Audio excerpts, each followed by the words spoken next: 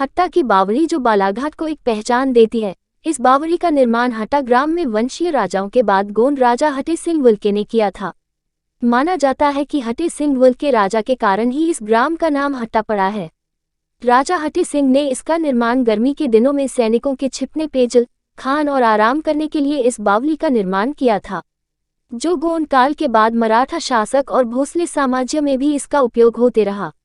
इस कारण इस बावड़ी में गोंडकालीन मराठा शासक और भोसले साम्राज्य की कलाकृतियां भी देखने मिलती है। ऐसी किंवदंती है कि इस बावड़ी से अंदर ही अंदर सुरंग के माध्यम से लांजी का किला, नागपुर का किला और मंडला का किला जाने के लिए रास्ता बना हुआ है, जो फिलहाल बंद है। इस बावड़ी का निर्माण 17वीं 18वीं शताब्दी में बड़ी बड़ी चट्टानों को काट कर तराश कर व अलंकृत स्तंभों से किया गया है।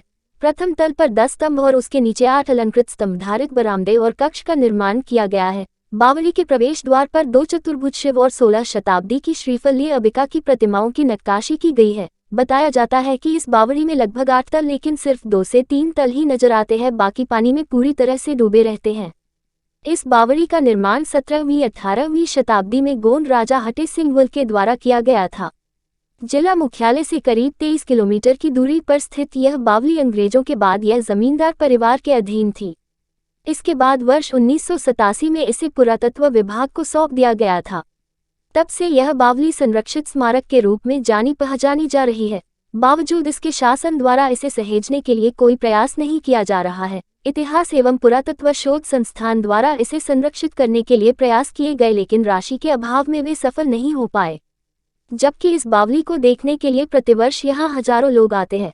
अक्सर देखा जाता था कि यह पहले चारों ओर से खुली थी, किसी प्रकार की कोई दीवार नहीं थी। ऐसे में यहाँ पर लोगों द्वारा दीवारों पर कहीं अपना नाम लिख दिया जाता था तो वहीं इसे नुकसान पहुँचाया जाता था, जिसे देखते हुए यहाँ पर दीवार बनाकर दरवाजा लगाया गया और उसमें ताला लगाकर रखा जाता है। और पंचायत की ओर से यह व्यवस्था की गई है कि जो भी यहाँ घूमने आते हैं उन्हें पंचायत भवन में जाकर अपना आधार कार्ड जमा करना पड़ता है और फिर बावड़ी घूमने के लिए गेट को खोल दिया जाता है। लेकिन जिन्हें पता नहीं होता और गेट में ताला लगे होने के कारण बावड़ी घूमने वाले पर्यटकों को कभी कभी नर्वस ही लौटना पड़ता है।